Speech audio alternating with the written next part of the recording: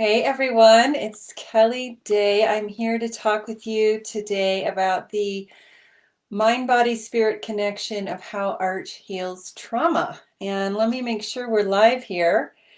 Okay, it's Kelly Day, and I'm a mixed media painter. For those of you who don't know me, I'm an art educator for Golden Paints, and I'm an art mentor. I help women start living their lives as artists and take their art to the next level and show and sell my own work and license it as well.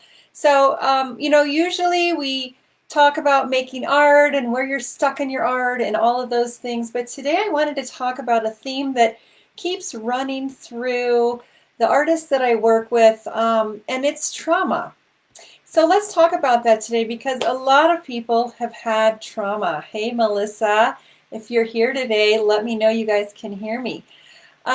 So a lot of people have had trauma. Art is incredibly healing for trauma. I'm not a therapist. That's my disclaimer at all, but it comes up and I want to talk to you about it here today. So trauma can show up in a lot of different forms.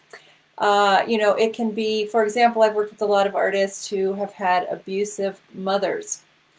And a lot of people have had trauma through their parents, or parents who told them they're not good enough or that they'll never make their art happen.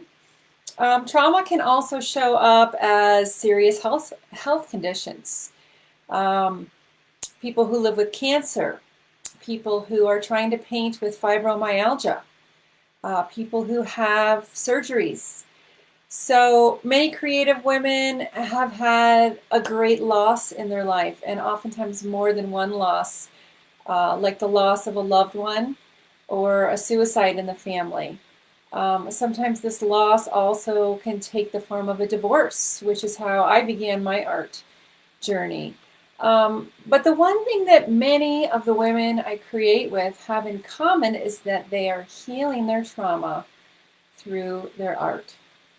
And it didn't start out this way. It's not that every woman I work with has trauma that they talk about, but let's address it here today because it's a very real thing. And when you don't address trauma, or as I like to say, unloved trauma affects our entire lives. So if we don't nurture our wounds and see them and love them into healing, we carry them as a weight the rest of our lives, right? So, say hi today if you're here so I know you guys can hear and see me. So when we carry trauma that's not dealt with or that's not been fully explored, this affects our self-esteem.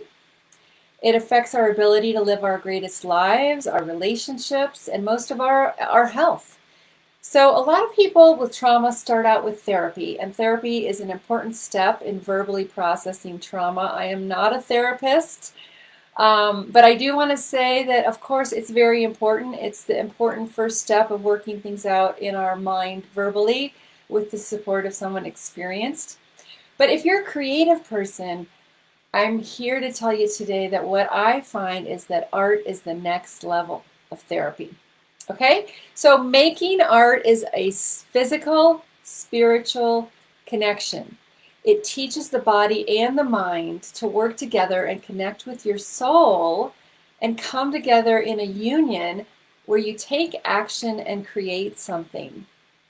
So the act of making art, hey Jennifer, the act of making art moves your body through the motion of creating. You're not just talking about it, you're actually going through this process that nudges you to develop what I call creative muscles as you go through the process. And those are what develop your strength, your healing, and your confidence. So what is the process I'm talking about? The process of making art is what we all know. It starts with inspiration, which is getting the ideas for what you want to create.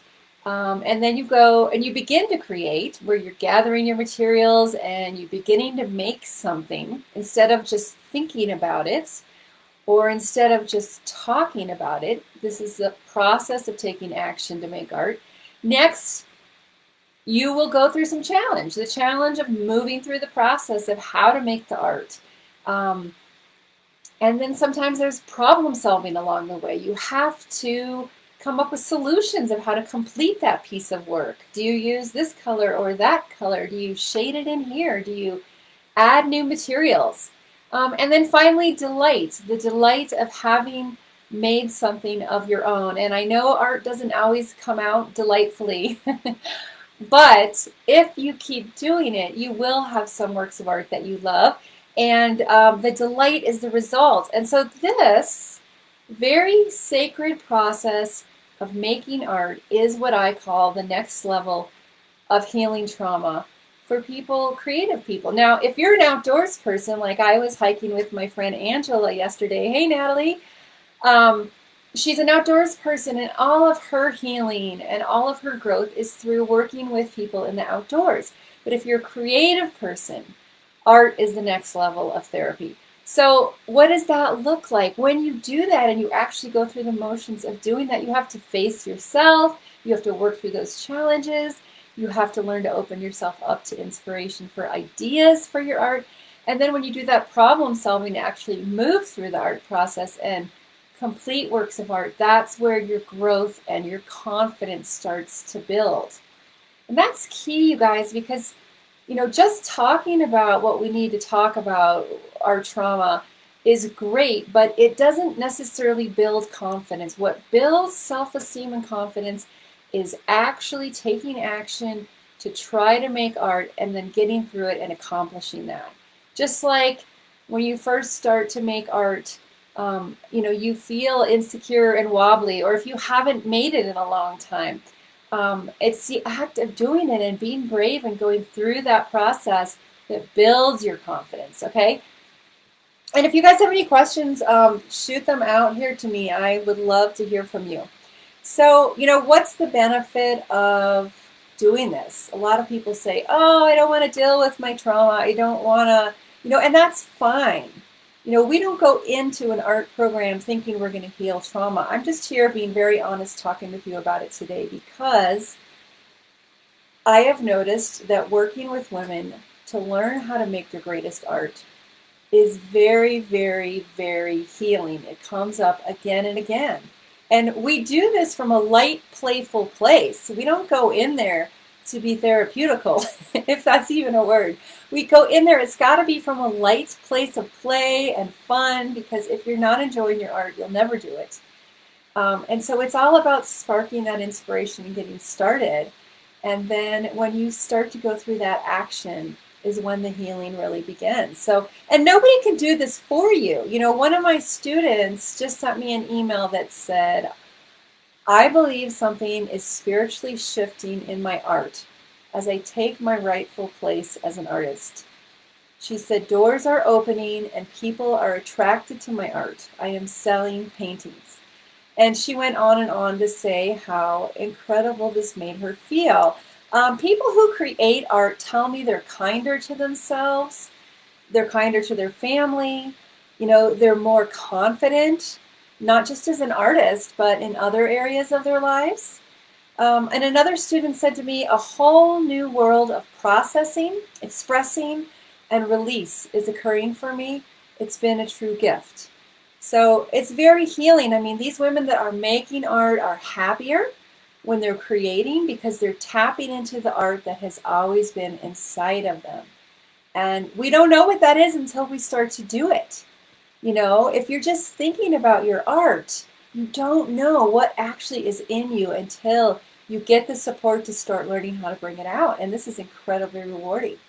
One student said that after beginning to paint again, she overcame the mental barriers of fear and insecurity and worthiness that was keeping her from her art. And this is so common in women who've had an abusive parent. They don't have the worthiness.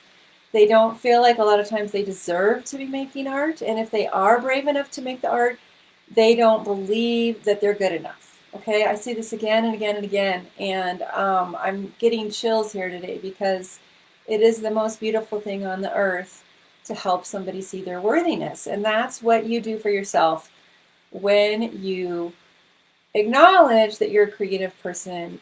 Then your art can become incredibly healing. So I could go on and on, but you get the idea. And These things affect our whole lives and enable these women to walk more completely and happily through the rest of their life. And so you can make a decision, do you want to sit and carry the weight of the trauma, or do you want to jump in and do something you love and strengthen and grow along the way? That's the beauty of art.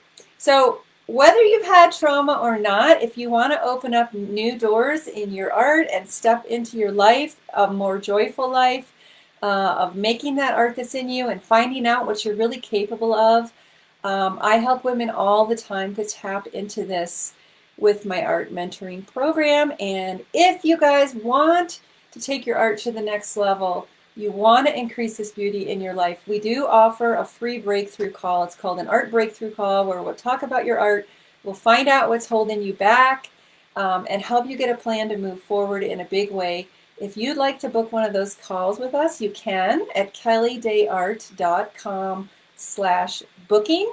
That's Kellie with an IE, dayart.com/booking. Please don't book a call with us if you're just researching or trying to get free information. These calls are only for women that are committed to moving their art ahead in a very big way, and they're ready to do it now.